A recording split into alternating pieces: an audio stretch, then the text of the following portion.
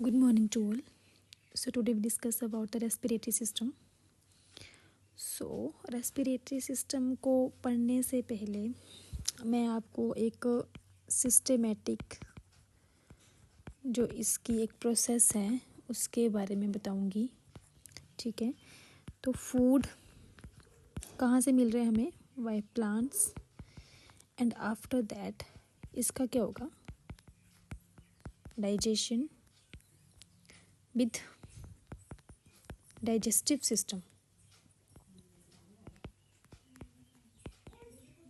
Digestive system. Okay, अब digestive system से क्या बनेगा हमारे पास? ग्लूकोज का मॉलिक्यूल. और ये एयर है इन्वायरमेंट में, कहाँ जा रही है ये? रेस्पिरेटरी सिस्टम में. और रेस्पिरेटरी के थ्रू ये कहाँ जाएगी? Into the blood. ओके, ठीक है, इनटू द ब्लड. ब्लड में जाएगी ना ये. सो कौन सी गैस गई? Oxygen gas. अब ये हमारे पास क्या है? Blood vessel. ओके, तो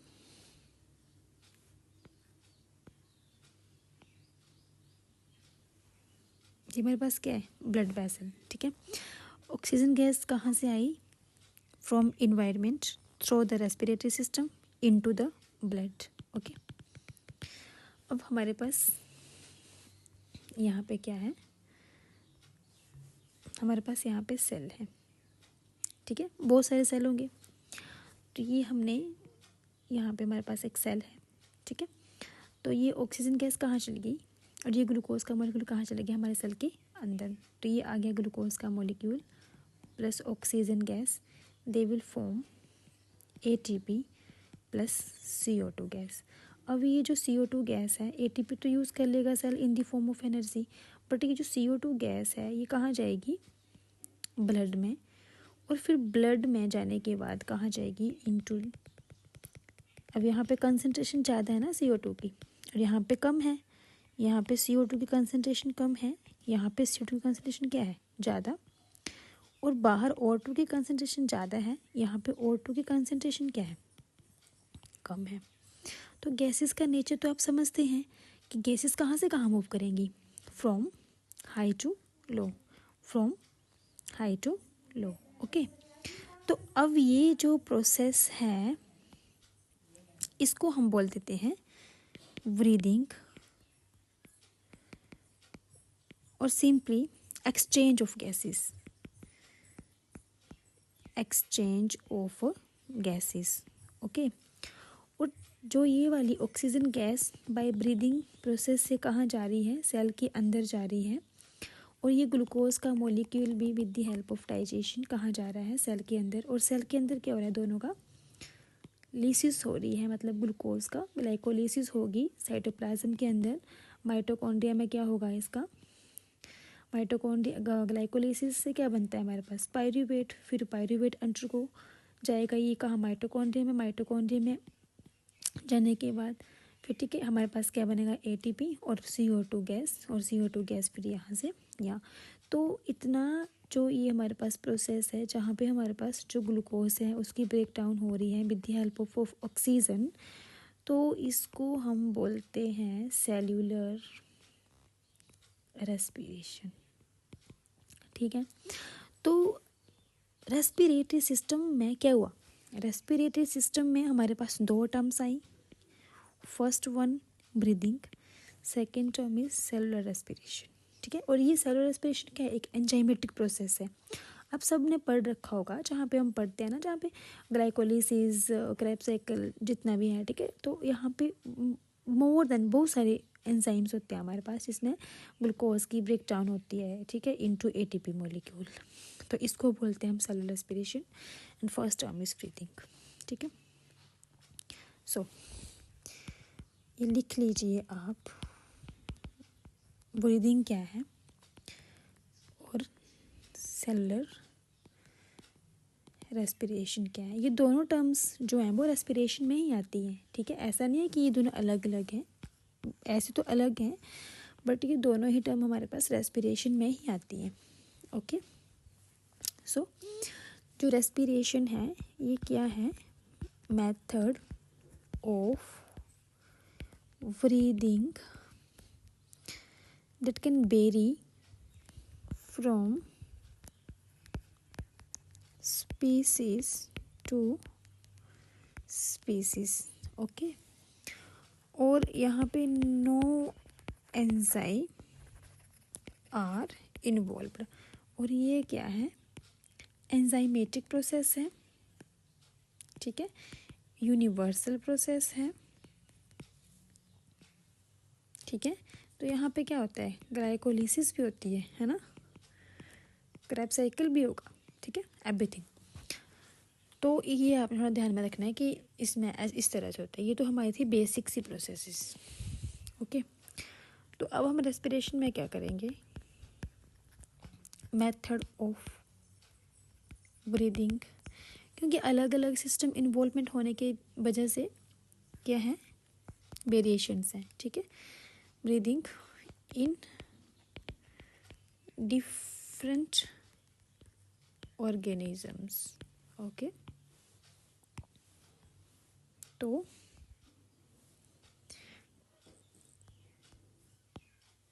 ठीक है,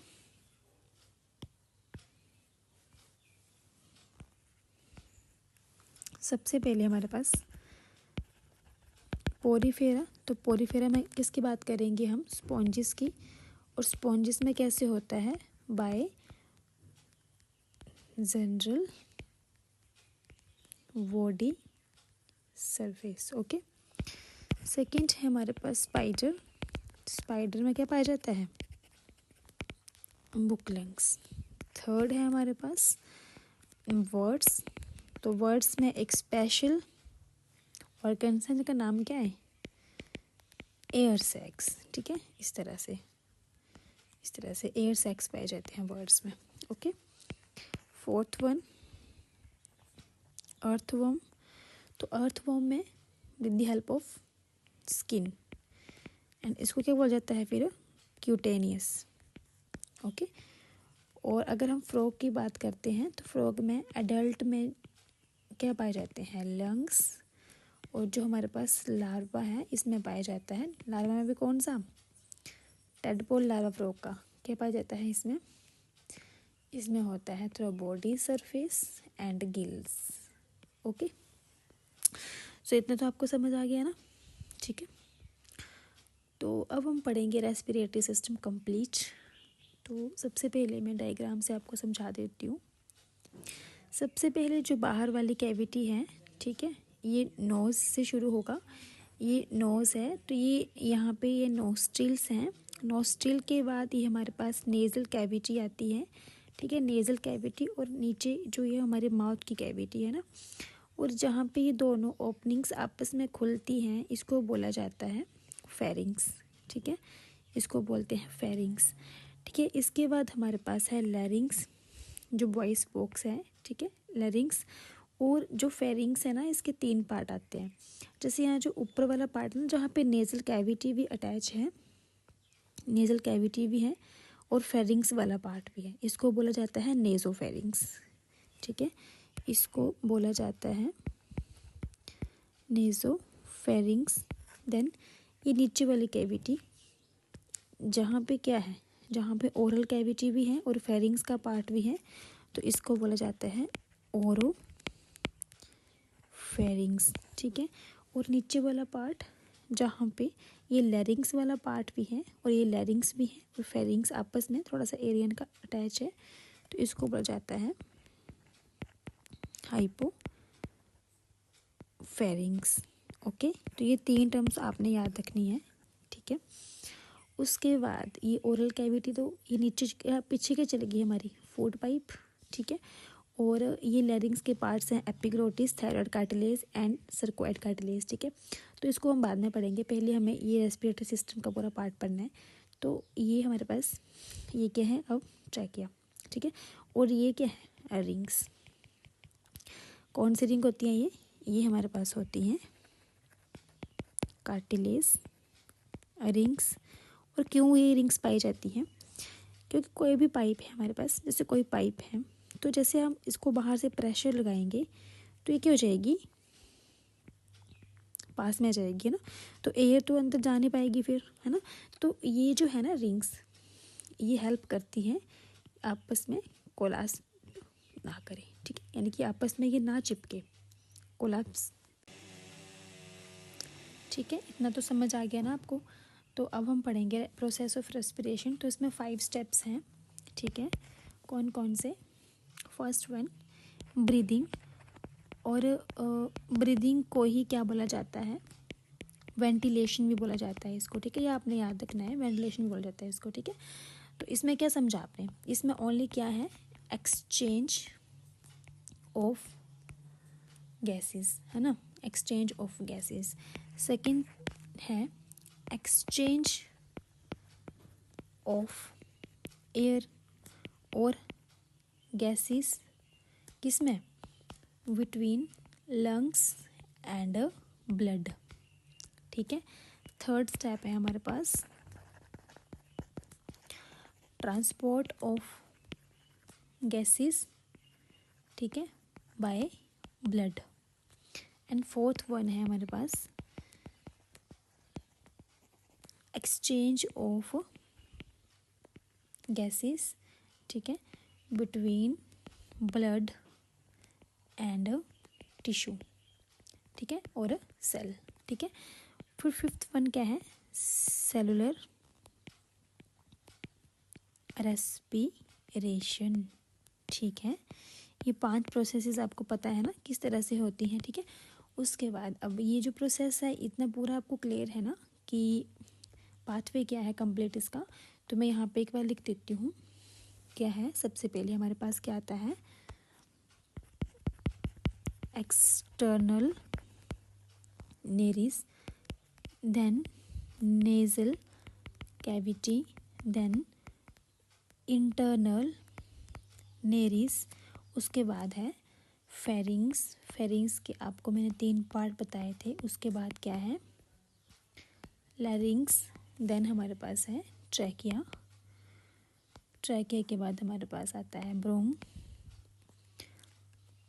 ब्रोंकाई, फिर हमारे पास आता है ब्रोंक्यूल्स, फिर हमारे पास आता है एल्ब्यूलरी डक्ट, देन हमारे पास आता है डक्ट के बाद एल्ब्यूलाई सैक्स, ठीक है, फिर कैविटी है एंट्रम।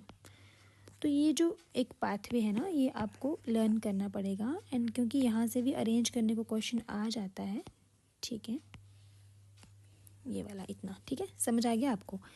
ये एक पाथवे है, ठीक है। तो इतना समझ आ गया ना आपको। ये प्रोसेसेस पढ़ेंगे सब। इस प्रोसेसेस को पढ़ने से पहले ना जो ये हमारे पास एक पूरा पार्ट है ना इसको हम पढ़ेंगे कंप्लीट, ठीक है। तो सबसे पहले हम जो पढ़ेंगे ना नोज वाला जो स्ट्रक्चर है ना हमारा, ठीक है, नेजल चैम्बर, उसको पढ़ेंगे हम, ठीक है। तो जो फर्स्ट का हमारे पास फर्स्ट क्या था, एक्सटर्नल नोरिस और नेजल कैविटी, है ना, और नेजल कैविटी और नेजल चैम्बर, ठीक है। तो प्रोसेस को हम बाद में पढ़ेंगे, पहले हम पढ़ेंगे यहाँ पे जो पाथ पे था ना कंप्लीट। तो फर्स्ट जो था वो क्या था, नेजल चैम्बर, और हमारे पास क्या है, नेजल कैविटी। तो इस कैविटी के कितने पार्ट्स हैं, एक्सटर्नल ओपनिंग, ठीक है, और इंटरनल नोस्ट्रिल, ओके। तो नेजल चैम्बर में मैं सबसे पहले आपको डायग्राम के थ्रू तो नेजल चैम्बर पढ़ेंगे ना हम सबसे पहले। तो नेजल चैम्बर में आपको पता होना चाहिए, ठीक है।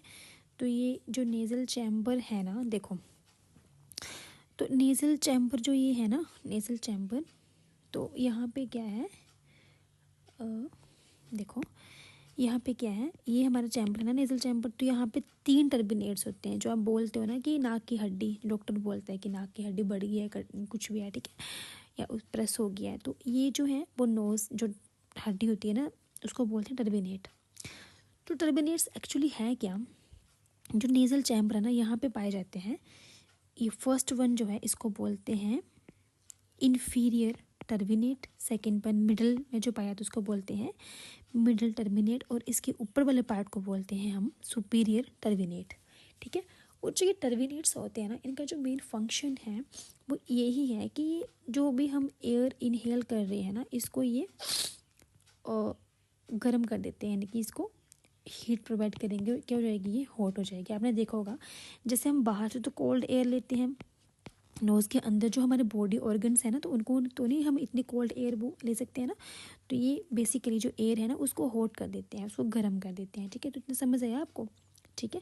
ये तो बाकी का पार्ट नहीं आपने पढ़ना है, बट ये आगे तो ये फेरेंजियल वाला पार्ट ये पढ़ेंगे इसके बाद हम, बट अभी जो पढ़ना है वो यही पढ़ना है कि जो ये हमारा नेजल चैम्बर है ना, इसमें जो है वो 3 तरह के टर्मिनेट पाए जाते हैं। टर्मिनेट बेसिकली है क्या, टर्मिनेट क्या है हमारे पास, टर्मिनेट क्या है, जो आप बोलते हैं ना हड्डी जो है नाक की, उसी को टर्मिनेट बोला जाता है। तो इसके 3 पार्ट्स होते हैं और बेसिकली काम क्या करते हैं, ये एयर को होल्ड करने का काम करते हैं, ठीक है, ठीक है। तो हमारे पास कितने टर्मिनेट हो गए नेजल चैम्बर में, क्या नेजल चैम्बर में हमने क्या पढ़ा, सॉरी नेजल चैम्बर पे हमने क्या पढ़ा अभी,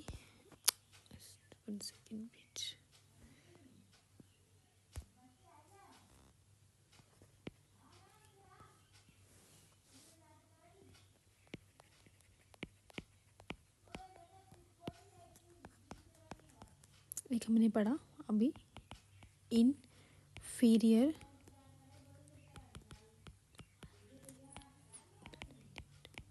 मिडल टर्मिनेट, और एक होता है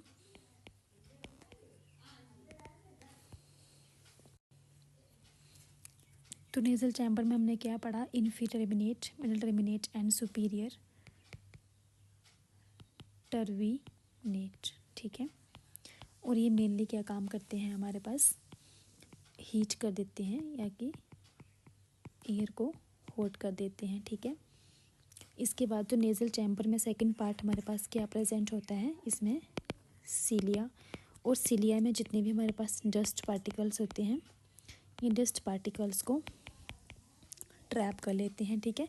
और टर्मिनेट का तो आपने पता ही है ना, टर्मिनेट का भी हमने फंक्शन पढ़ा, क्या काम है इसका, हीट एयर, ठीक है। ये अलग से लिखना है, सॉरी मैंने ऐसे लिख दिया आपको, ठीक है। तो और इसमें थर्ड पार्ट हमारे पास क्या पाया जाता है नेजल चैम्बर में, ओल्फैक्टरी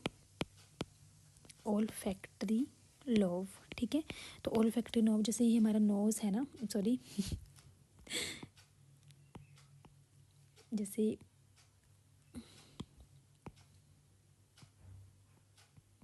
सॉरी फॉर दैट, जैसे ये नोज़ है ना, यहाँ पे जो है वो ओल्फैक्टरी लोब पाया जाता है, और जो ओल्फैक्टरी लोब है ना सीधा कनेक्ट होता है हमारे ब्रेन के साथ, ठीक है।